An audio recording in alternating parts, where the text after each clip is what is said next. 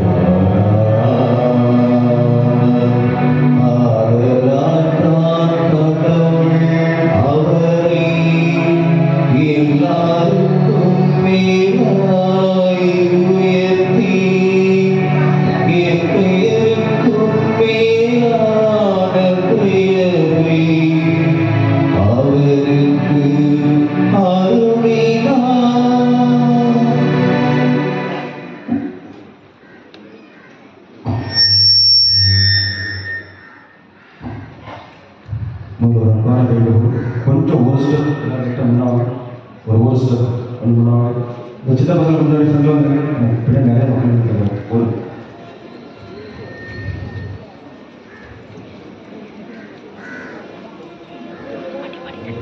சரி, அடுத்த ரெண்டாவதுனா எப்படியும் சில பாடலை வாசிக்க போகிறோம். குறைந்தபட்சம் ஒரு 20 நிமிடம் ஆகும், 20க்கு மேலே ஆகும். சப்போஸ் சுகர் ப்ரெஷர் இருக்கவங்களாம் கொஞ்சம் உட்காந்துருக்கு சரிங்களா, நீங்கள் ரெண்டு மணி வாங்கிக்கிறாங்க. சப்போஸ் சுகர் ப்ரெஷர் கை வலி கால் வலி நிற்க முடியாதெல்லாம் தயவு செய்து உட்காந்துருந்தாலும் ஒரு தப்பு கிடையாது, கடவுள் பார்த்து சரிங்களா.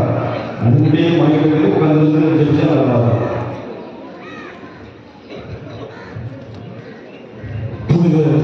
லூக்கா எழுதியபடி நம் ஆண்டவர் இயேசு கிறிஸ்துவுடைய திருப்பாடல்களின் வரலாறு. நேரமானதும் இயேசு திருத்தூதரோடு மத்தியில் வந்தார். அப்போது இயேசு அவர்களை நோக்கி, நான் துன்பங்கள் படும் உங்களோடு இந்த பாஸ்காவை உண்பதற்கு மிக மிக ஆவலாக இருந்தது. ஏனெனில் இறை ஆட்சியில் இது நிறைவேறும் வரை இதை நான் உண்ணமாட்டேன் என்று உங்களுக்கு சொல்கிறேன் என்றார். பின்பு அவர் கிண்ணத்தை எடுத்து கடவுளுக்கு நன்றி செலுத்தி அவர்களிடம், இதை பெற்று உங்களுக்குள்ளே பகிர்ந்து கொள்ளுங்கள்.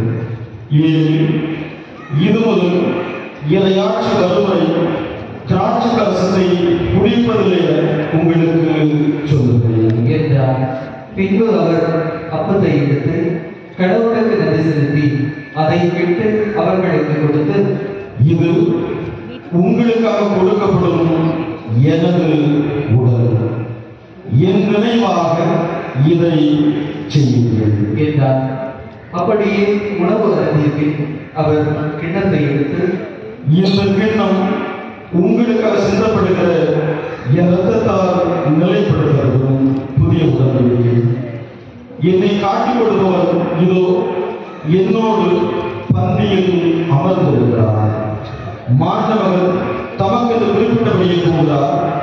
ஆனால் ஐயோ, அவரை காட்டிக் கொடுப்பவர்களுக்கு கேடு என்றார். அப்பொழுது அவர்கள், இதை செய்ய போகிறவர் யார் என்று தங்களுக்குள்ளே கேட்கத் தொடங்கினார்கள்.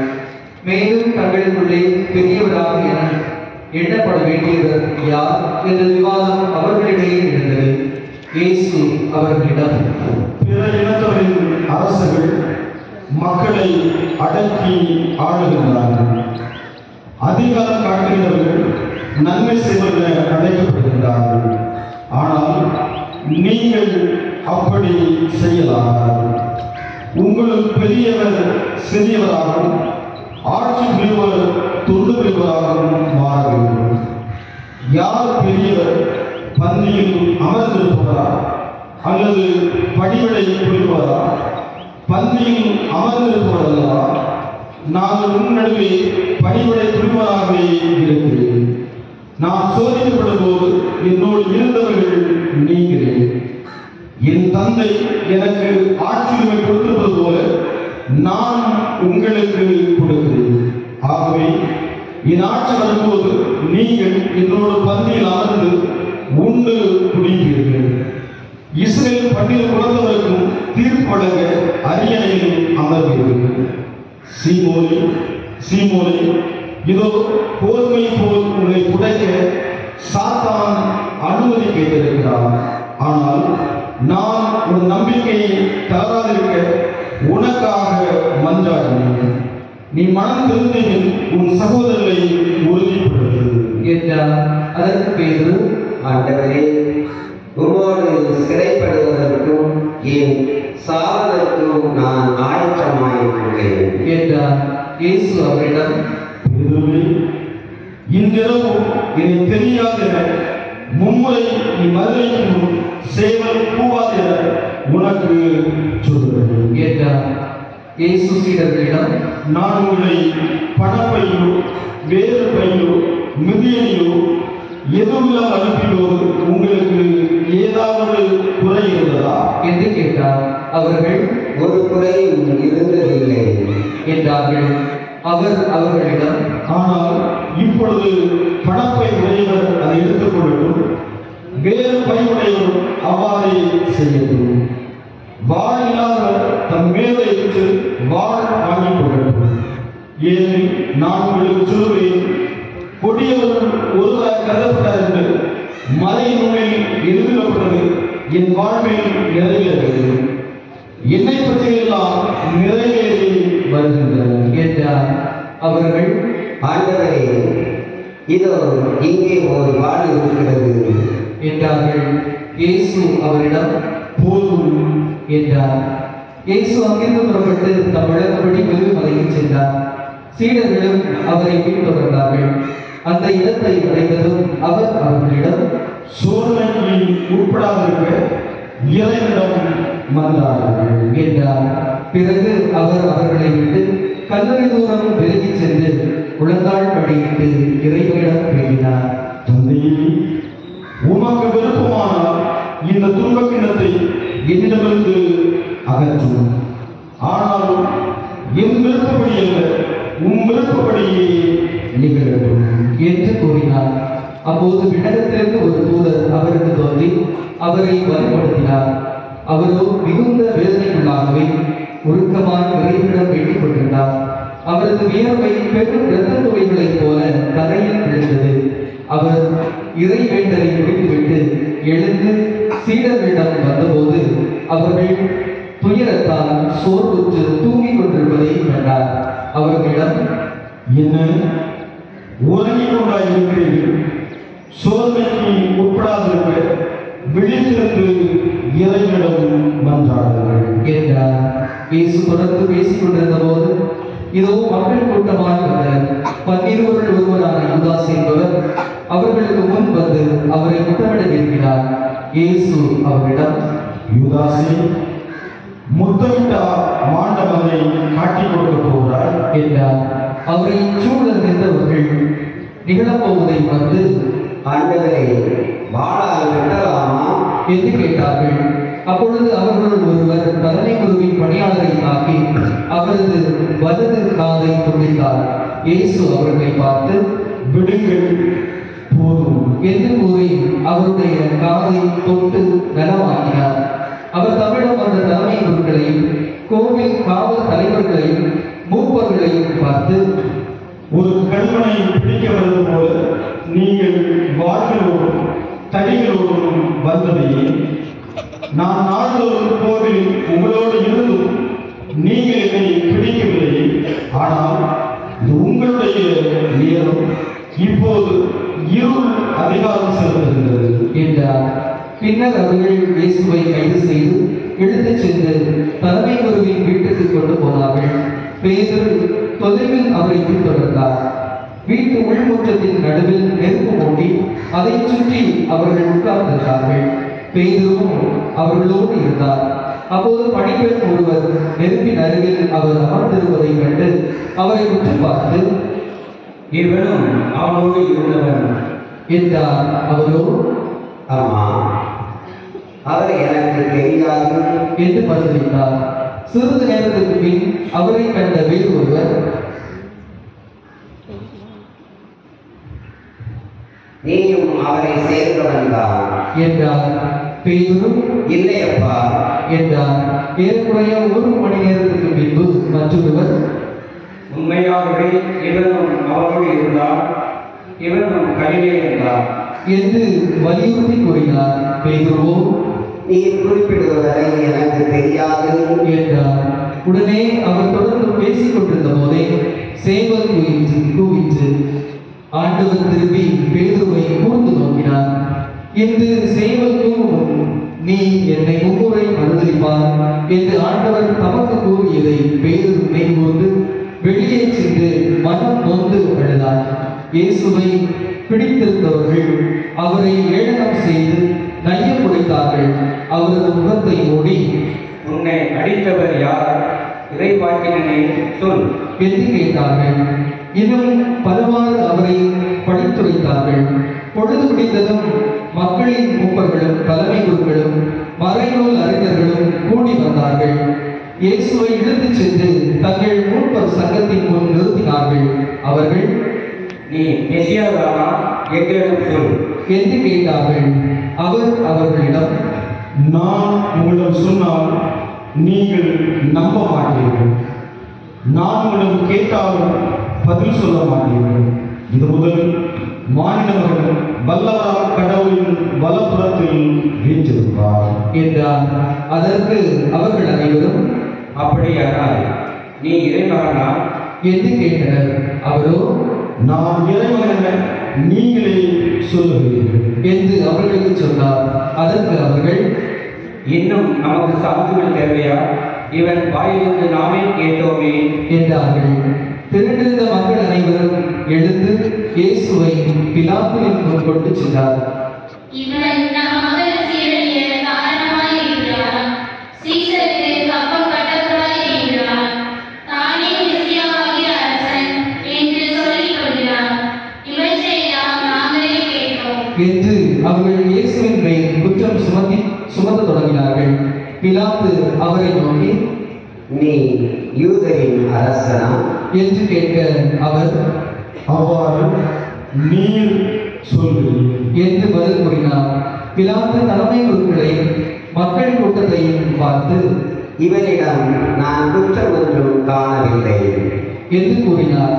ஆனால் அவர்கள், இவன் கலிலேயா தொடங்கி யூதேயா வரை இவ்விடம் முழுவதிலும் மக்களுக்கு கற்பித்து அவர்களை ஊக்குவிக்கிறான் என்று வலியுறுத்தி கூறினார்கள். இதை கேட்ட பிலாத்து, இவன் கலிலேயனா என்று கேட்டான்.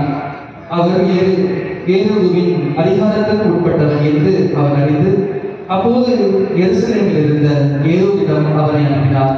இயேசுவை கண்ட ஏரோது மட்டற்ற மகிழ்ச்சி அடைந்தார். ஏனெனில் அவரை குறித்து கேள்விப்பட்டு அவரை காண நெடுங்காலமாய் விருப்பமாய் இருந்தார். அவர் அரும் அடையாளம் ஏதாவது செய்வதை காணலாம் என்றும் நெடுங்காலமாய் எதிர்பார்த்திருந்தார். அவன் அவரிடம் பல கேள்விகள் கேட்டான். ஆனால் அவர் அவனுக்கு பதில் எதுவும் கூறவில்லை. அங்கிருந்த தலைமை குருக்களும் மறைநூல் அறிஞர்களும் அவர் மேல் மிகுதியான குற்றம் சுமத்தி கொண்டிருந்தார்கள். ஏரோது தன் படை வீரரோடு அவரை இகழ்ந்து ஏளனம் செய்து பளபளப்பான ஆடையை அவருக்கு உடுத்தி அவரை பிலாத்துடன் திருப்பி அனுப்பினார். அதுவரை ஒருவருக்கொருவர் பகைவராய் இருந்த ஏரோதும் பிலாத்தும் அந்த நண்பர்களாயினர். பிலாத்து தலைமை குருக்களையும் ஆட்சியாளர்களையும் மக்களையும் ஒன்றாக வரவழைத்தார். அவர்களை நோக்கி, மக்கள் சீரழிய காரணமாய் இருக்கிறான் என்று இவனை என்னிடம் கொண்டு வந்தீர்களே. இதோ நான் உங்கள் முன்னிலையில் விசாரித்து நீங்கள் சுமத்துகிற எந்த குற்றத்தையும் இவனிடத்தில் காணவில்லை. ஏரோதும் குற்றம் எதுவும் காணவில்லை. ஆகவே அவர் இவனை நம்மிடம் திருப்பி அனுப்பியுள்ளார். மரண தண்டனைக்குரிய யாதொன்றும் இவன் செய்யவில்லை என்பது தெளிவு. எனவே இவனை தண்டித்து விடுதலை செய்வேன் என்றார். விழாவின் போது அவர்களுக்கு ஒரு கைதியை விடுவிக்க வேண்டிய கட்டாயம் அவனுக்கு இருந்தது. திரண்டிருந்த மக்கள் அனைவரும், இவன் மொழிக பரபாவை எங்களுக்கு விடுதலை செய்யும் என்று கத்தினர். பரபா நகரில் நடந்த ஒரு கலகத்தில் ஈடுபட்டு கொலை செய்ததற்காக சிறையிடப்பட்டவர். பிலாத்து இயேசுவை விடுதலை செய்ய விரும்பி மீண்டும் அவர்களை கூப்பிட்டு பேசினார். ஆனால் அவர்கள், அவனை சிலுவையில் அறையும் சிலுவையில் அறையும் என்று கத்தினார்கள். மூன்றாம் முறையாக அவன் அவர்களை நோக்கி, இவன் செய்த குற்றம் என்ன? மரண தண்டனைக்குரிய குற்றம் ஒன்றும் இவனிடம் நான் காணவில்லை. எனவே இவனை தண்டித்து விடுதலை செய்வேன் என்றான். அவர்கள் அவரை சிலுவையில் அறை வேண்டும் என்று உரத்த குரலில் வலியுறுத்தி கேட்டார்கள். அவர்கள் குரலை வென்றது. அவர்கள் கேட்டபடியே பிலாத்து தீர்ப்பு அளித்தான். கலகத்தில் ஈடுபட்டு கொலை செய்ததற்காக சிறையிடப்பட்டிருந்தவனை அவர்கள் கேட்டுக்கொண்டபடியே அவன் விடுதலை செய்தார். இயேசுவை அவர்கள் விருப்பப்படி செய்ய விட்டுவிட்டார். அவர்கள் இயேசுவை இழுத்துச் சென்று கொண்டிருந்த போது சீரேன் ஊரைச் சேர்ந்த சீமோன் என்பவர் வயல்வெளியில் இருந்து வந்து கொண்டிருந்தார். அவர்கள் அவரை பிடித்து அவர் மேல் இயேசுவின் சிலுவையை வைத்து அவருக்கு பின் அதை சுமந்து கொண்டு போக செய்தார்கள். பெருந்திரளான மக்களும் அவருக்காக மாரடித்து புலம்பி ஒப்பாரி வைத்த பெண்களும் அவர் பின்னே சென்றார்கள். இயேசு அப்பெண்கள் பக்கம் திரும்பி, எருசலேம் மகளிரே, நீங்கள் எனக்காக அழ வேண்டாம். மாறாக உங்களுக்காகவும் உங்கள் மக்களுக்காகவும் அழுங்கள். ஏன் இதோ ஒரு காலம் வரும், அப்போது மலடிகள் பேர் பெற்றோர் என்றும் பிள்ளை பெறாதோர் பால் கொடாதோர் பேர் பெற்றோர் என்றும் சொல்வார்கள். அப்போது அவர்கள் மலைகளை பார்த்து எங்கள் மேல் விழுங்கள் எனவும், குன்றுகளை பார்த்து எங்களை மூடிக்கொள்ளுங்கள் எனவும் சொல்வார்கள். பச்சை மரத்திற்கு இவ்வாறு செய்தால் பட்ட மரத்திற்கு என்னதான் செய்ய மாட்டார்கள் என்றார். வேறு 2 குற்றவாளிகளையும் மரண தண்டனைக்காக அவர்கள் அவரோடு கொண்டு சென்றார்கள். மண்டையோடு எனப்படும் இடத்திற்கு வந்ததும் அங்கே அவரையும் வலப்புறம் ஒருவரையும் இடப்புறம் ஒருவருமாக அக்குற்றவாளிகளையும் அவர்கள் சிலுவைகளில் அறைந்தார்கள். அப்போது இயேசு, தந்தையே, இவர்களை மன்னியும், ஏனெனில் தாங்கள் செய்வது என்னவென்று இவர்களுக்கு தெரியவில்லை என்று சொன்னார். அவர்கள் அவருடைய ஆடைகளை குலுக்கல் முறையில் பங்கிட்டுக் கொண்டார்கள். மக்கள் இவற்றை பார்த்துக் கொண்டிருந்தார்கள். ஆட்சியாளர்கள், நீ யூதரின் அரசனானால் உன்னை காப்பாற்றிக் கொள்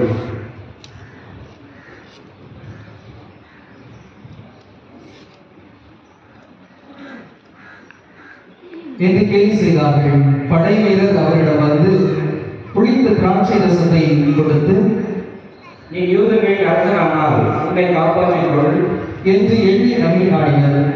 இவர் யூதரின் அரசன் என்று அவரது சிலுவையின் மேல் எழுதி வைக்கப்பட்டிருந்தது. சிலுவையில் தொங்கிக் கொண்டிருந்த குற்றவாளிகளுள் ஒருவர், நீ மெசியாதானே, உன்னையும் எங்களையும் காப்பாற்றும் என்று அவரை படித்துரைத்தார். ஆனால் மற்றவர் அவரை கடிந்து கொண்டு, கடவுளுக்கு நீ அஞ்சுவதில்லையா? நீயும் அதே தீர்ப்புக்குத்தானே உள்ளாகி இருக்கிறாய். நாம் தண்டிக்கப்படுவது முறையே நாம் செயல்களுக்கு கேட்ட தண்டனையை நாம் பெறுகிறோம். இவர் ஒரு குற்றமும் செய்யவில்லையே என்று பதிலளித்தார். பின்பு அவர், இயேசுவே, நீர் ஆட்சியை பெற்று வரும்போது என்னை நினைவில் கொள்ளும் என்றார். அதற்கு இயேசு அவரிடம், நீர் இன்று என்னோடு பேர் பெற்றிருக்கிற உறுதியாக உமக்கு சொல்லுவேன் என்றார். ஏறக்குறைய நண்பகல் 12 மணி முதல் பிற்பகல் 3 மணி வரை நாடெங்கும் இருள் உண்டாயிற்று. கதிரவன் ஒளி கொடுக்கவில்லை. திருக்கோவிலின் திரை நடுவில் கிழிந்தது. தந்தையே, உமது கரத்தில் என் ஆவியை ஒப்படைக்கின்றேன் என்று இயேசு உரத்த குரலில் கூறி உயிர் துறந்தார். அனைவரும் முழந்தால் படியிடுவோம்.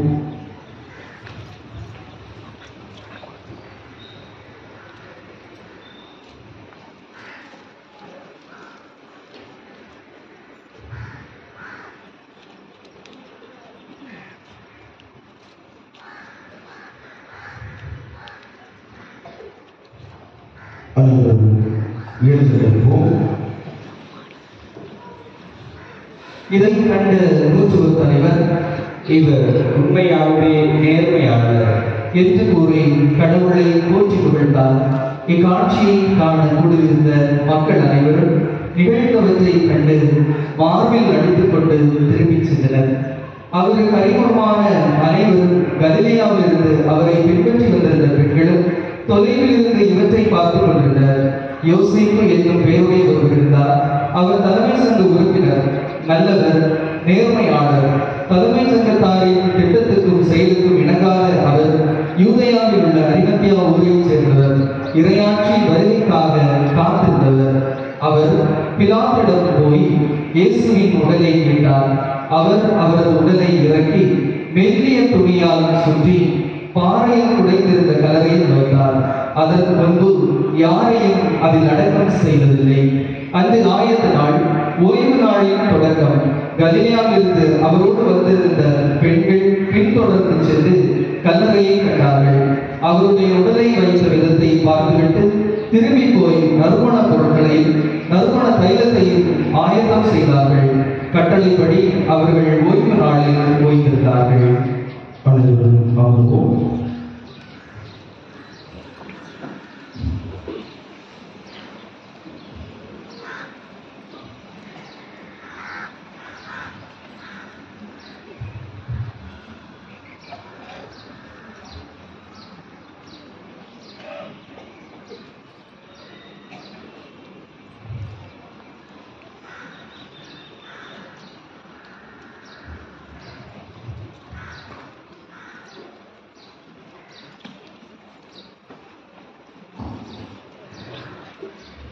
இயேசு கிறிஸ்துவில் பிரியமானவர்களே,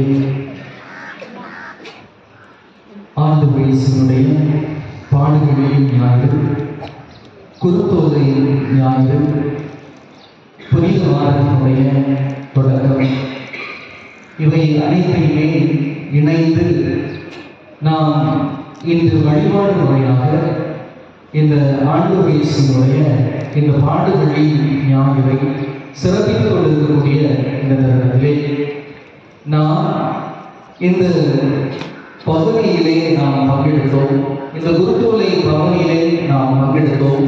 இதை கொண்டு ஆண்டவருடைய பாடுகளிலும் நாம் பங்கெடுத்துள்ளோம். அந்த விதத்திலே இந்த ஆண்டவர் மேற்கொண்ட பகுதியிலே நாம் எந்தெந்த மக்களாக இருக்கிறோம் அல்லது எந்தெந்த முறையிலே இந்த ஆண்டவரை நாம் பின்தொடர்கிறோம் என்று நாம் ஒவ்வொருவரையும் சிந்தித்து பார்க்க அழைப்பு விடுக்கின்றது. இப்போ எல்லாருடைய கைகளிலும் குருத்தோலை மந்திரித்த குருத்தோலை அப்படின்னா எல்லாருடைய கைகளிலும் மந்திரித்த குருத்தோலை நல்ல நீளமா இருக்கும் அப்படின்னா. ஆனா இங்க போற நேரம் வந்து நிறைய வழிகளை மாறி இருக்குமா. ஒரு சில பேர் குருசு செய்வாங்க, இது கூட நிறைய ஜோடிகள் எடுத்திருக்காங்க, குருசு செய்வாங்க. ஒரு சில பேர் கோபுரம் கட்டுவாங்க, ஒரு சில பேர் பாம்பு மணி செய்வாங்க, ஒரு சில பேர் அதெல்லாம் சாப்பிட்டு அந்த நேரத்தில் அவங்களுக்கு அந்த அன்பினுடைய அடையாளம். இப்படி நாம் கைகளில் ஏற்றி வந்த குருத்தோலைகளை நாம் மாற்ற விரும்புகிறோம், குருத்தோலைகளினுடைய அந்த அமைப்பை மாற்ற விரும்புகிறோம், ஆவலாக உள்ளோம். ஆனால் நம்முடைய உள்ளத்தை நாம் மாற்றுகிறோமா? இந்த ஆண்டவர் இயேசுவினுடைய இந்த பாடுகளை நாம் நினைத்து பார்த்து நம்மையே நாம் அவருக்கு பின்பாக அவருடைய சீடர்களாக அல்லது சீடத்திகளாக நாம் பயணிக்க முன்வருகிறோமா என்று நாம் ஒவ்வொருவரும் சிந்தித்து பார்க்க இந்த குருத்தோலை ஞாயிறு, இந்த ஆண்டவர் இயேசுவினுடைய பாடுகளின் ஞாயிறு நாம் ஒவ்வொருவரையும் சிந்தித்து பார்க்க அழைக்கப்படுகின்றது. பிரியமானவர்களே, இந்த ஆண்டவர் இயேசுவினுடைய இந்த பவனியானது கலிலேயா, பெத்தானியா, பெத்லெகு, ஒலிவமலை, இறுதியாக எருசலேம் ஆலயத்தை அடைந்தது. இதில் குறிப்பாக பெத்தானியாவில் யோவான் நற்செய்தி 11ஆம் அதிகாரம் 1 முதல் 14 வரை உள்ள இறைவாக்கியங்களை வாசிக்கின்ற வேளையிலே அங்கு ஆண்டவர் தன்னுடைய நண்பர் லாசரை உயிர் பெற்றச் செய்கிறார்.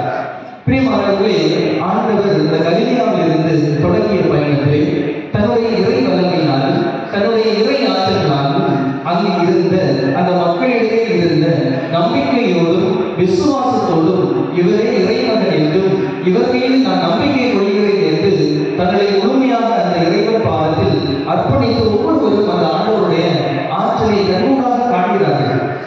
கண் பார்வையற்றவர்கள் கண் பார்வை பெறுகிறார்கள், காது கேளாதவர்கள் காது கேட்கக்கூடிய திறனை பெறுகிறார்கள், வாய் பேச முடியாதவர்கள் வாய் பேசக்கூடிய நிலைக்கு வருகிறார்கள், முடமாயிருந்தவர்கள் நடக்கக்கூடிய அறப்பெரும் செயல்களை அது கண்கூடாக காண்கிறார்கள். ஆனால் இவை அனைத்தும் ஒரு பெரிய அளவு அந்த மக்களினுடைய உள்ளங்களை மாற்றவில்லை. மாறாக எப்பொழுது தன்னுடைய நண்பர் லாசரினுடைய உயிர்ப்புக்கு பிற்பாடு ஆண்டவருடைய மரணம் கூட வெகு விரைவில் இருக்கிறது என்பது அங்கு தெள்ள தெளிவாக அங்கு உணர்த்தப்படுகிறது. ஏனென்றால் ஆண்டவர் இயேசு தன்னுடைய வல்லமையால் தன்னுடைய நண்பர் 3 நாட்கள் கல்லறையில் அடைக்கப்பட்டிருந்த ஒரு இறந்த ஒரு உடலுக்கு ஒருவர் உயிர் கொடுக்கிறார் என்றால் இத்தனை ஆண்டுகள் இந்த பரிசேயர், சதுசேயர், இந்த மறைநூல் வல்லுநர்கள், மேலும் இவர்களை ஆட்சி புரிகின்ற இந்த உரோமையர்களினுடைய கைகளில் இருந்து இந்த விலங்குகளை, நம்முடைய விலங்குகளை இவர் உறுதியாக உடைப்பார். எவ்வாறு இந்த லாசருக்கு மீண்டுமாக உயிர் கொடுத்த ஆண்டவர் மீண்டுமாக நமக்கு ஒரு மெசியாவாக, ஒரு அரசராக இதோ நமக்காக வந்திருக்கிறார் என்று எண்ணிலடங்காத பேர் ஆண்டவருடைய பின்பாக செல்லக்கூடியவர்களாக இருந்தார்கள். ஆனால் இந்த தருணம் தான் இந்த பரிசேயர்கள், சதுசேயர்கள், மறைநூல் வல்லுநர்கள் அனைவரும் இணைந்து தாங்கள் கூட்டாக செயல்பட வேண்டும் என்று இணைந்தால் இந்த இயேசு நம்முடைய இந்த மறை, அதாவது யூத மறையிலே இருக்கக்கூடிய கோட்பாடுகளுக்கு எதிராக செல்கிறார். இவர் தன்னிடம் இந்த மக்களை எல்லாம் ஈர்த்து செல்கிறார். இவ்வாறு நம்மிடையே பிளவுகள் ஏற்பட்டால் இந்த ரோமியர்கள் நம்மை வெகு விரைவாக அவர்கள் நம்மை கவி கொண்டு போவார்கள். மீண்டுமாக இந்த ரோமியர்களுடைய அடிமைத்தனத்தில் அது பாதிப்பு அதிகமாக இருக்கும். ஆகவே இவரை முழு அவர்கள் எண்ணுகிறார்கள். ஆனால் ஆண்டவர் அப்படிப்பட்ட ஒரு அரசராக அல்லது இந்த ஆட்சியாளர்களுடைய நிலையிலிருந்து கையிலே வாழ்நிலையை போராடி அவர்களை வென்று முழுமையாக தரைமட்டமாக்க வேண்டும் என்பது அவருடைய விருப்பமாக இல்லை. அப்படி என்றால் இந்த ஆண்டவருடைய விருப்பம் ஏதாவது இருந்தது என்று பார்க்கின்ற வேளையிலே ஆண்டவர் இயேசுவினுடைய பிறப்புக்கு முன்பாக 2 நூற்றாண்டுகளுக்கு முன்பாக அங்கு மக்கபேயரினுடைய அந்த காலமானது இருந்தது. அப்பொழுது அங்கு சீமோன் மக்கபேயு யூதா மக்கபேயு என்ற 2 ஆட்சியாளர்கள் அங்கு இந்த யூதர்களுடைய தலைமையிலே அங்கு இருக்கிறார்கள். அவர்களுடைய தலைமையில் அப்பொழுது இந்த மக்கபேயு இனத்தை முழுமையாக ஆதிக்கம் செய்து தங்களுடைய ஆட்சியின் கீழ் வைத்திருந்தவர்கள் கிரேக்கர்கள் தங்களுடைய வழிபாடு முறைகள், தங்களுடைய தெய்வங்கள் இவை அனைத்தையுமே இந்த யூதர்களினுடைய கலாச்சாரத்திற்கு உள்ளாக புகுத்துகிறார்கள். இவர்கள் தங்களுடைய தெய்வங்களை எல்லாம் முழுமையாக மறக்க வேண்டும் என்று கிரேக்கர்களுடைய தெய்வங்கள் தான் வளர்ச்சியடைந்த தெய்வங்கள், அந்த தெய்வங்களுக்கு தான் நீங்கள் பணிவிடை செய்ய வேண்டும் என்று அவர்களை கட்டாயப்படுத்துகிறார்கள். அந்த எருசலேம் ஆலயத்தினுடைய புனிதத்தன்மையை அவர்கள் நிலைமுறை செய்கிறார்கள். ஏனென்றால் அந்த பலிபீடத்திலே பன்றியை அங்கு பலியிட்டு அதனுடைய தன்மை இழக்கிறார்கள். இவ்வாறு தங்களுடைய புனிதம், தங்களுடைய வேண்டுதல்கள் அல்லது தங்கள் எதிர்பார்த்ததை யாவை இவர் நம்மை மீட்டு வந்தார், இந்த நிகழ்வுகளை எல்லாம் தங்களுடைய உள்ளத்திலே பதித்தவர்களாக கிளம்பி எழுதுகிறார்கள். இந்த கிரேக்கர்களை முழுமையாக நாம் ஒழித்துவிட வேண்டும் என்று. அப்படி நாம் பார்க்கின்ற வேளையிலே முதல் மக்கபேயர் நூலிலே 11வது அதிகாரம் 51வது இறை வாக்கியங்களை நாம் எடுத்து வாசிக்கின்ற வேளையிலே அங்கு சீமோன் மக்கபேயு திரிபு என்ற ஒரு மன்னரை வெற்றி கொள்கிறார். வெற்றி கொண்டு வெற்றி ஆர்ப்பரிப்போடு நாம் எவ்வாறு இந்த குறுந்தோலைகளை நாம் ஆண்டவரை நம்மை விடுவித்தார், அதாவது ஓசனா ஓசனா என்று பாடி வந்தோமோ அதே போன்று இந்த கிரேக்கர்களை வென்று எடுத்த உடனே அவர்கள் ஒரு மிகப்பெரிய ஒரு பவனியை அவர்கள் மேற்கொள்கிறார்கள். மேலும் இரண்டாவதாக யூதா மக்கபேயு செலூக்கிய மன்னர், கிரேக்க மன்னராக இருந்த செலூக்கிய மன்னரை வெற்றி கொள்கிறார். ஆகவே வெற்றி ஆர்ப்பரிப்போடு இந்த எருசலேம் ஆலயத்திற்கு உள்ளாக இதே குறுந்தோலைகளை அல்லது ஒலிவன் கிளைகளை கையில் எழுதியவர்களாக திருப்பாடல்களை மீண்டும் மீண்டுமாக பாடியவர்களாக அங்கு நுழைகிறார்கள். அங்கு நுழைந்து அந்த எருசலேம் ஆலயத்தை அவர்கள் தூய்மைப்படுத்துகிறார்கள். ஏனென்றால் அந்த புனிதமானது அங்கு கிரேக்கர்களால் அது வலுவிழந்த நிலையிலே தள்ளப்பட்டது. ஆனால் இந்த விடுதலையின் மூலமாக அது மீண்டுமாக புதுப்பிறப்பு அடையப்படுகிறது. பிரியமானவர்களே, இவ்வாறாக பழைய ஏற்பாட்டில் தங்களுடைய வெற்றிகளை இவ்வாறு கொண்டாடினார்களோ அதே போன்று ஏதோ ஒரு வெற்றி ஆர்ப்பரிப்போடு எங்களுடைய மீட்பர் இவர்தான் எங்களை விடுவிக்க போறவர், இவர்தான் மெசியா என்ற ஒரு ஆர்ப்பரிப்பு அந்த எருசலேமை முழுவதுமாக ஆட்கொள்வதை அங்கு காண முடிகிறது. ஆகவே இந்த ஆட்சியாளர்கள், அங்கிருந்த பரிசேயர்கள், சதுசேயர்கள், மறைநூல் வல்லுநர்கள் அனைவருமே பயப்படுகிறார்கள். ஏனென்றால் எப்படி பழைய ஏற்பாட்டிலே ஒரு நிகழ்வு நடந்ததோ அதே போன்று நம்முடைய ஆட்சிக்கும் ஏதோ பங்கு விளைகின்றது. ஆகவே இதற்கு காரணமாக இருக்கக்கூடிய இந்த இயேசுவை எப்படியாவது பரிசேயர்கள் எப்படியாவது அதை ஒழித்து கட்ட வேண்டும் என்று அவர்கள் அந்த தலைமை சங்கத்திலே அங்கு சென்று கேட்பதை காண முடிகிறது. ஆனால் இருப்பினும் இது ஆண்டவருக்கு உகந்த ஒரு நிகழ்வாக இருக்கிறது. ஏனென்றால் தன்னுடைய உடலையும் தன்னுடைய இரத்தத்தையும் முழுமையாக அவர் அர்ப்பணிப்பதற்காக தன்னையே தயாரிக்கக்கூடிய ஒரு பவனியாக தான் இருக்கிறது இந்த ஆண்டவர் இயேசுவினுடைய இந்த பவனி, இந்த எருசலேமை நோக்கிய இந்த பவனி. இந்த பவனியிலே அவர் தேர்ந்தெடுத்த ஒரு விலங்கு கழுதையை பற்றி நம்ம ஒரு சில இடங்களிலே நாம் பழைய ஏற்பாட்டில் கூட நாம் பார்க்கலாம். எப்படி என்றால் முதல் அரசர் நூலிலே சாலமோன் தன்னுடைய வீட்டாரோடு இணைத்து தன்னுடைய தந்தையினுடைய கோவேரி கழுதையின் மீது அமர்ந்து அங்கு செல்கின்ற வேளையிலே அவரை குரு சந்தோ அவரை மன்னராக திருநிலைப்படுத்தக்கூடிய ஒரு உன்னதமான நிகழ்வை அங்கு காண முடிகிறது. அப்படி என்றால் இந்த அரசர்கள் 2 விதமான பயணங்களை அவர்கள் மேற்கொள்கிறார்கள். 2 வகையான பயணங்களை அவர்கள் மேற்கொள்கின்ற வேளையிலே அவர்கள் வெற்றி வீரர்களாக ஆர்ப்பரிப்போடு தங்களுடைய அதிகாரத்தை காட்டுவதற்காக புது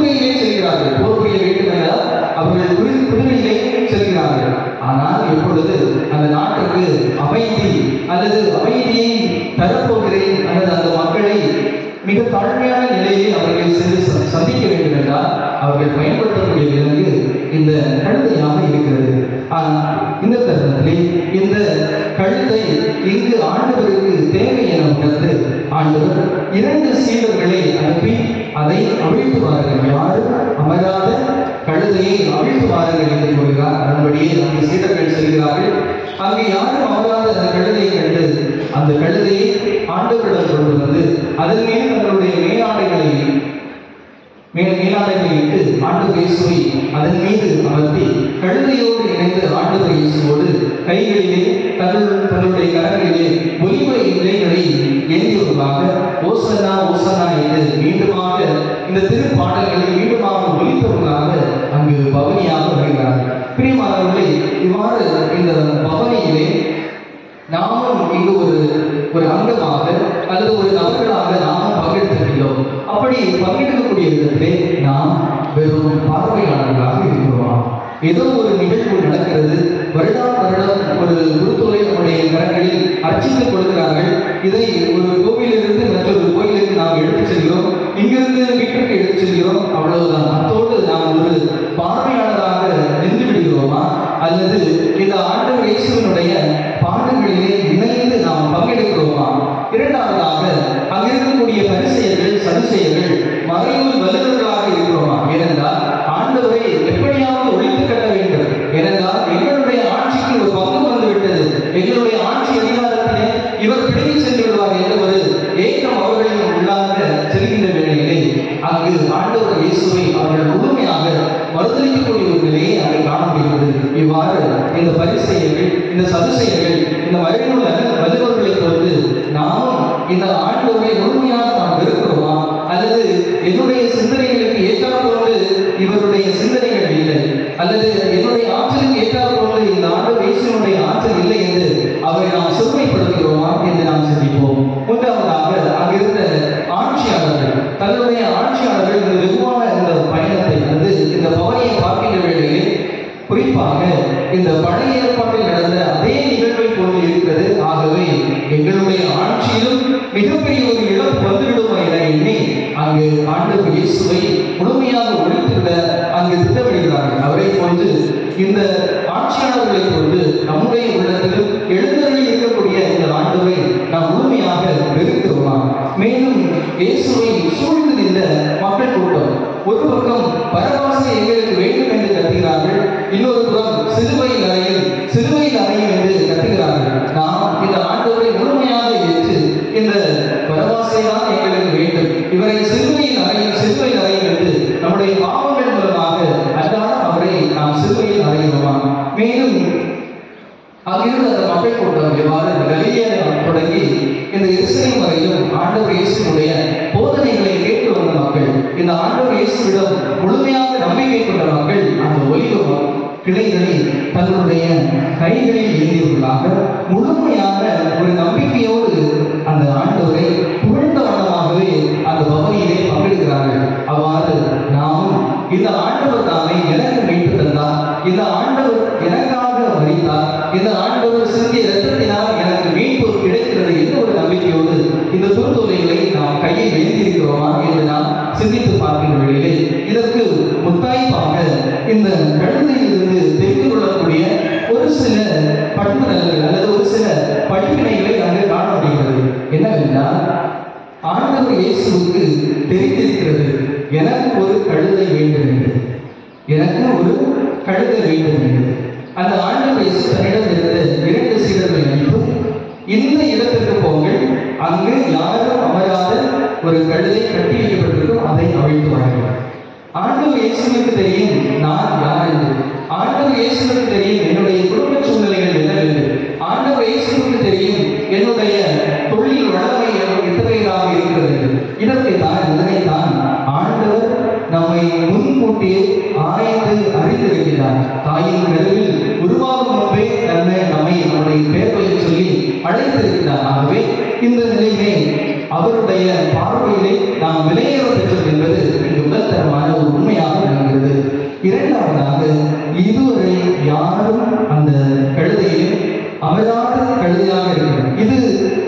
கழுதையினுடைய அல்லது நம்மை அழைத்த இறைவன் நமக்கு உள்ளாக இருக்கக்கூடிய புனிதத்தன்மையை அங்கு விளக்குகிறது.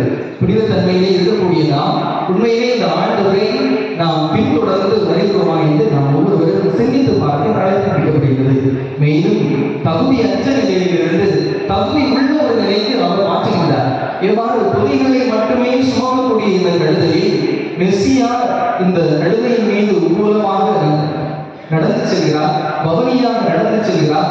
அனைவருமே அங்கிருந்தவர்கள் அனைவருமே இவரை கண்டு இவர்தான் மெஸ்ஸியா என்று முழுமையாக தங்களுடைய அந்த பயணத்திலே பயன்படக்கூடிய ஒரு பொருளாக ஒரு அங்கமாக இருந்தது இந்த கழுதையினுடைய நிலை. ஆகவே இந்த கழுதையை ஆண்டவருக்கு தேவை என்று தேர்ந்தெடுத்து அவர் உயர்த்துவதை அங்கு காண முடிகிறது.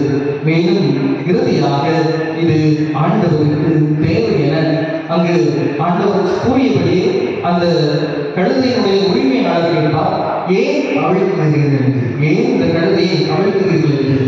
அப்பொழுது அந்த சீடர்கள் கூறுவார்கள், இது ஆண்டவருக்கு தேவை.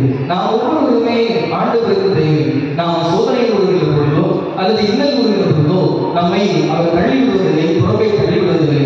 மாறாக நாம் அவருக்கு தேவை. ஏனென்றால் அவர் நம்மை நம்முடைய தாயின் கருவிலிருந்தே நம்மை அழைத்துள்ளார். நம் ஒவ்வொருவரையும் கிறிஸ்தவர் என்ற இந்த அடையாள சின்னமாக விளங்கக்கூடிய திருமுழுக்கின் மூலமாக நம்மை நம் ஒவ்வொருவரையும் அவர் தன்னுடைய பிள்ளைகளாக தன்னுடைய மக்களாக தேர்ந்தெடுக்கிறார். மேலும் இந்த புனிதத்தை நம்முடைய உள்ளாக அவர் செலுத்துகின்ற வேளையிலே அங்கிருக்கக்கூடிய கழுதை அதை நினைத்திருக்கலாம். இந்த ஆரவாரமும் இந்த பவனியிலே ஓசனா ஓசனா என்று பாடி வரக்கூடிய முழக்கங்கள் அனைத்தும் தனக்கே உரியது என்று ஒருவரும் நினைத்திருக்கலாம். ஆனால் அது அப்படி அல்ல. மாறாக அது அந்த சிறுமை நிலையிலிருந்து ஆண்டவர் அந்த கழுதையை பயன்படக்கூடிய ஒரு நிலைக்கு அவர் உயர்த்துகிறார், அதன் மீது பயணிக்கிறார். அதை போன்று நாமும் இந்த ஆண்டவர் இயேசுவினுடைய பாடுகளை முழுமையாக நம்முடைய உள்ளத்தில் ஏற்றவர்களாக முழுமையாக நாம் அந்த பாடுகளை பங்கேற்கின்ற வேளையிலே நாமும் மீண்டுமாக நம் மீது இந்த திருத்தைலம் பூசி நீரினால் கழுவி உன்னை நான் தந்தை மகன் தூய ஆவியாரின் பெயரால் நான் உன்னை கழுவுகிறேன் என்ற நிலைக்கு நிலையிலிருந்து நாம் அந்த ஆண்டவருக்கு வெளியேற பெற்ற நிலை வரைக்கும் நம்மை உயர்த்துவார். ஆகவே அதற்கான அருளை வேண்டி இந்த வரியை நாம் எழுதுவோம். இறைவன் நம் ஒவ்வொருவரை நிறைவாக ஆசீர்வதிப்பாராக. ஆமென்.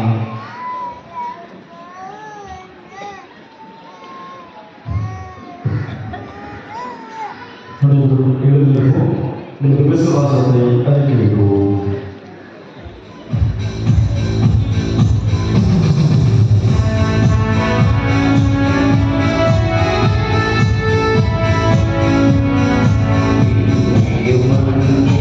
படைத்தவரா கொண்ட உள்ளி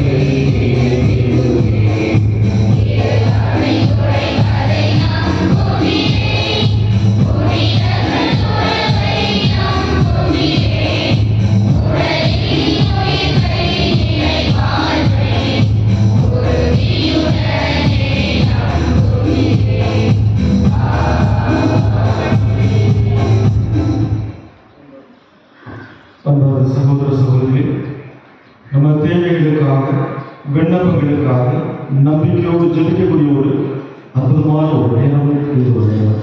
இந்த வேளையிலே நம் குடும்பத்தின் தேவைகளுக்காக, நம் தனிப்பட்ட தேவைகளுக்காக மிகுந்த ஒரு நம்பிக்கையோடு விசுவாசத்தோடு நம்ம ஒவ்வொரு விண்ணப்பங்களையுமே இறை தந்தையை நோக்கி எதிர்ப்போம். அன்பு தந்தை இறைவா, என் திருவையை வழிநடத்தும் திருத்தந்தை, ஆயர்கள், பங்கு தந்தையர்கள், அருட்சகோதரிகள், துறவர்கள் அனைவரையும் ஆசீர்வதித்து விழிப்போடும் அறிவு தெளிவோடும் செயல்பட்டு உம்மோடு இணைந்திருந்து நற்கனிகளை கொடுக்கும் நற்பணியாளர்களாக வாழ்ந்திட வேண்டிய மனப்பக்குவத்தை தந்தருள வேண்டும் என்று இறைவா உம்மை மன்றாடுகிறோம். அருளின் மூச்சாகிய இறைவா, என் நாட்டை ஆளுகின்ற தலைவர்கள், அதிகாரிகள், தன்னலம் கருதாத மக்கள் நலனில் அக்கறை கொண்டு மக்கள் நலனுக்காக உழைக்கவும், ஏழை எளிய மக்களுக்கு கல்வியும் வேலை வாய்ப்பை கிடைத்திடவும் அவர்கள் பணியாற்றிட உமது அருளை பொழிதரல வேண்டும் என்று இறைவா உம்மை மன்றாடுகிறோம். நற்பெயரும் நலமும் அளிக்கின்ற இறைவா, குடும்ப அமைதி, உடலுள்ள நலம், குழந்தை பேறு ஆகியவற்றுக்காக ஏங்கி தவிக்கின்ற அனைவரையும் கருணை கண்கொண்டு அவர்களின் ஏக்கத்தை போக்கி அவர்களின் தேவையை நிறைவு செய்து கொடுத்திட வேண்டும் என்று இறைவா உம்மை மன்றாடுகிறோம். அற்புதங்கள் நிறைந்த இயற்கையை நமக்கு அளித்த தந்தையே, உமது படைப்பின் நமக்கிடத்தை உணராமல் இயற்கைக்கு எதிராக செய்கின்ற தவறுகளை மன்னித்து உமது படைப்பின் மேன்மையை உணர்ந்து இயற்கையின் தவமும் இறைவனை தரிசிக்க வரமருள வேண்டும் என்று இறைவா உம்மை மன்றாடுகிறோம். சிறு குழந்தைகளை என்னிடம் வரவிடுங்கள் என்று வைத்த இறைவா, என் பங்கிலுள்ள குழந்தைகளை அனைவரையும் ஆசீர்வதித்து அவர்கள் நாடத்தில் சிறந்து விளங்கிடவும், கல்வி அறிவிலும் சமூக நலனில் அக்கறையுடையவர்களாய் வளர்ந்து பெற்றோர்களையும் பெரியோர்களையும் மதித்து நடந்திடவும் உதவி அருள வேண்டும் என்று இறைவா உம்மை மன்றாடுகிறோம். கண்களை மூடி நம்ம தனிப்பட்ட தேவைகளுக்காக நம்பிக்கையோடு ஜெபிப்போம்.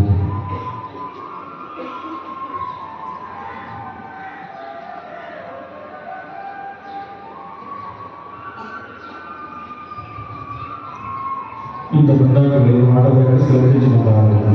ஆமென். ஆமென்.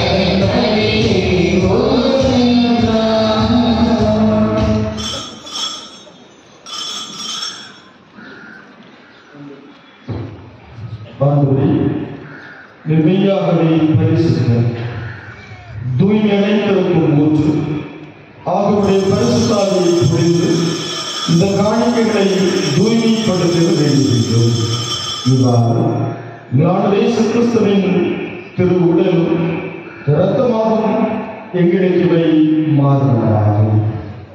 அவர் பாடுகளை உலகெடுத்து கேட்ட போது அப்பத்தை எடுத்து நன்றி செலுத்தி அதை பிட்டு தன் சீடல் கழித்து அவர் கூறினார், அனைவரும் இதிலிருந்து பெற்று உண்ணுங்கள், ஏனெனில் இது உங்களுக்காக கையளிக்கப்படும் என் சரீரம்.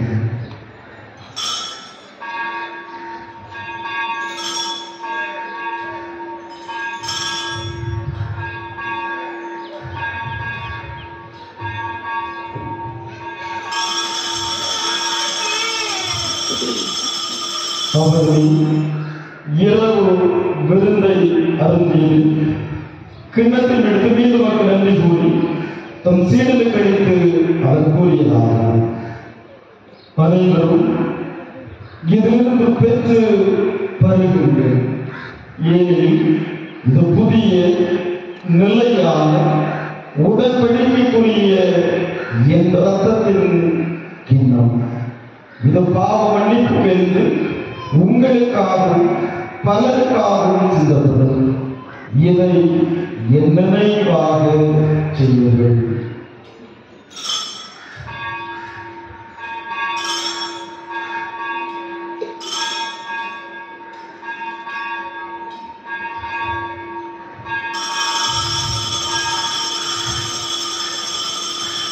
நம்பிக்கையின் மறைபொருள்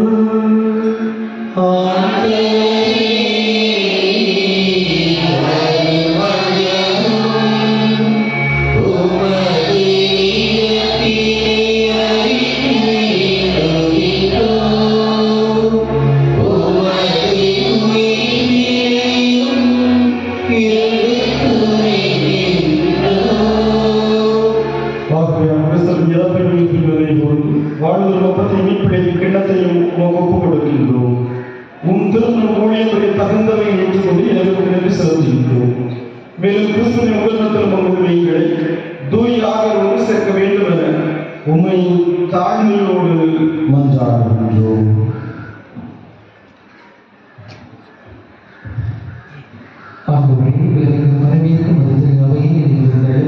எங்கள் திருப்பதி பிரான்சியர்களால் கைது செய்து எல்லா திருமையினராகியோரும் ஒரு திருவை அன்பில் நிறைவேறச் செய்கிறார்கள்.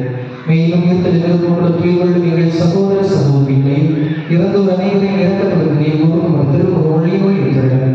எங்கள் அனைவரும் மீது இறக்கமாயும் கடவுளின் கனிதாயான திருவரியார் அவருடைய கடவுளான யோசைக்கும் புனித திருத்தூதர்கள் எவ்வகையில் பாதுகாவலராக படையின் தளபதி அதிதூதரான தூய்மைக்கு மேலும் எவ்வகையில் சிறப்பு பாதுகாவலர்கள் இவர்களிடம் வந்தவர்களாய் இருந்தோர் அனைவருடன் நாங்கள் இறைவாழ்வை பங்குடன் பெற்று உம் திருமகனை கிறிஸ்து வழியாக உமை புகழ்ந்தேற்றும் வரவுள்ள உமை கொண்டாடுகின்றோம்.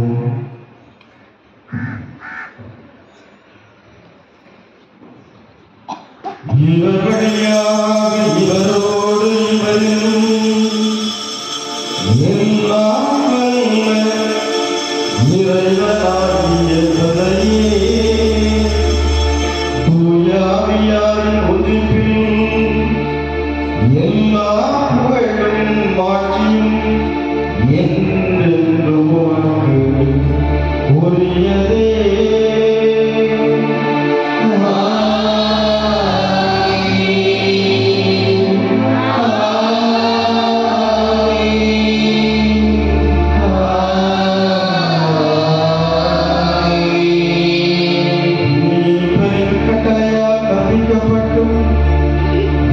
படிப்பினையால் பயிற்சி பெற்ற நாம் புரிந்து பாட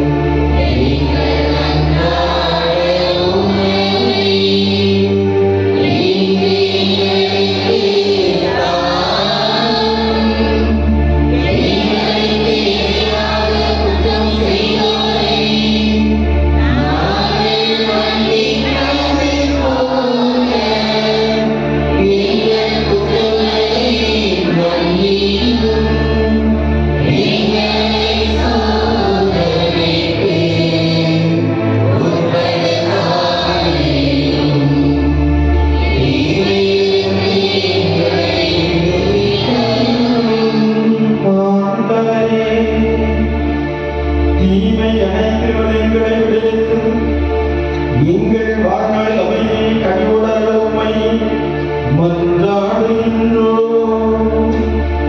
உமது இரக்கத்தின் உதவியால் நாங்கள் பாவத்தில் எப்பொழுதும் விடுதலை பெற்று யாதொரு கலக்கமின்றி நலமாயிருப்போமாக. நாங்கள் எதிர்நோக்கியிருக்கும் பேரின்பதற்காகவும் நம் மீட்பராகிய இயேசு கிறிஸ்துவின் வருகைக்காகவும் காத்திருக்கின்றோம்.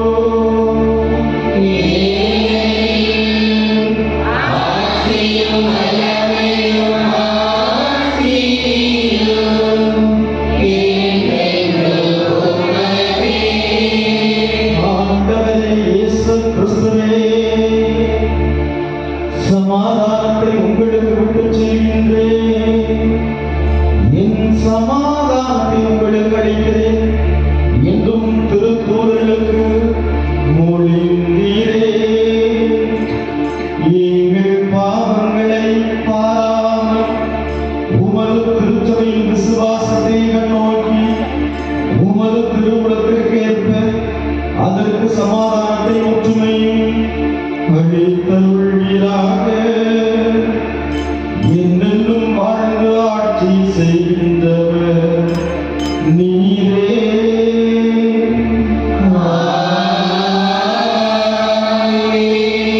ஆண்டவருடைய சமாதானம் உங்களோடு என்றும் இருப்பதாக.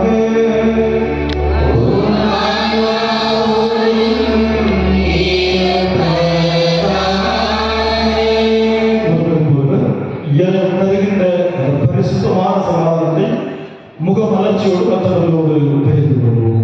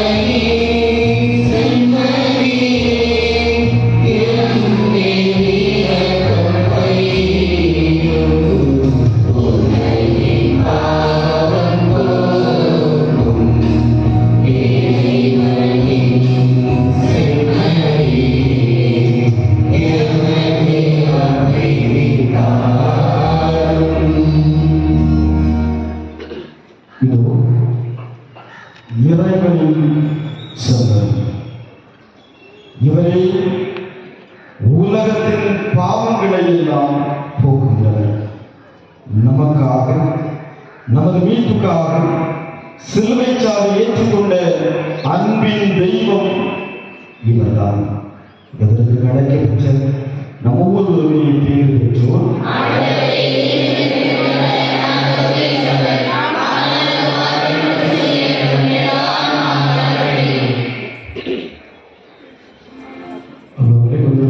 இந்த சட்டத்தில் கொஞ்சம்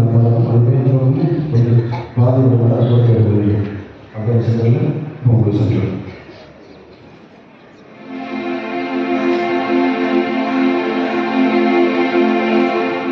Oh,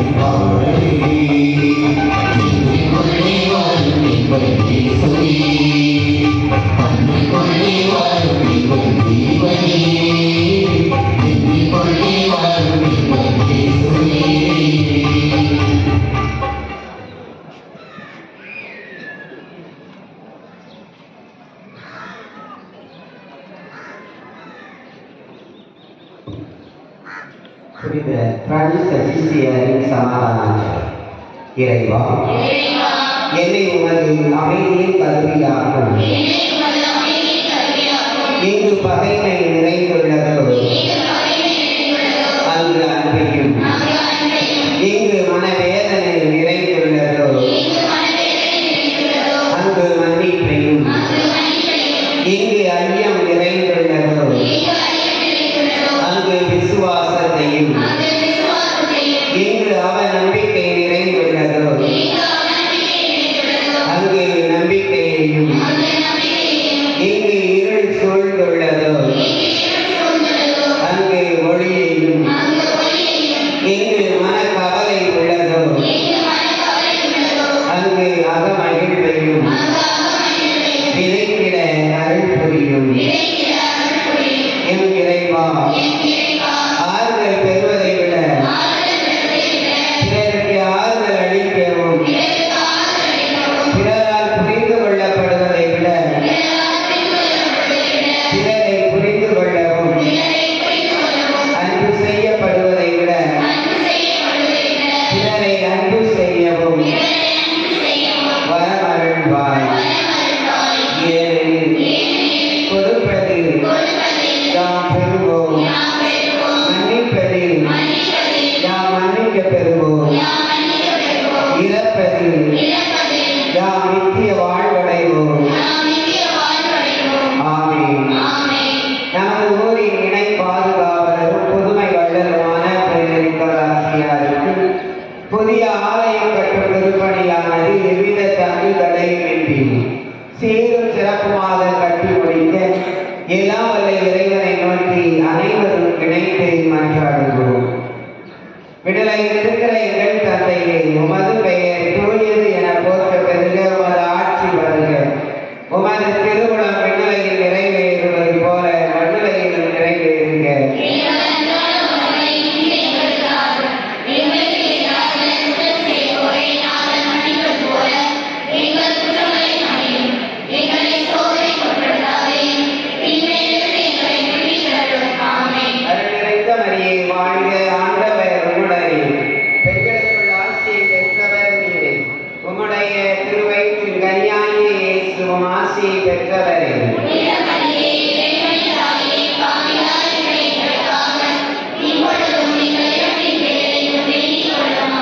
தந்தைக்கும் மகனுக்கும் தூய ஆவியாருக்கும் ஆட்சி உண்டாகுக.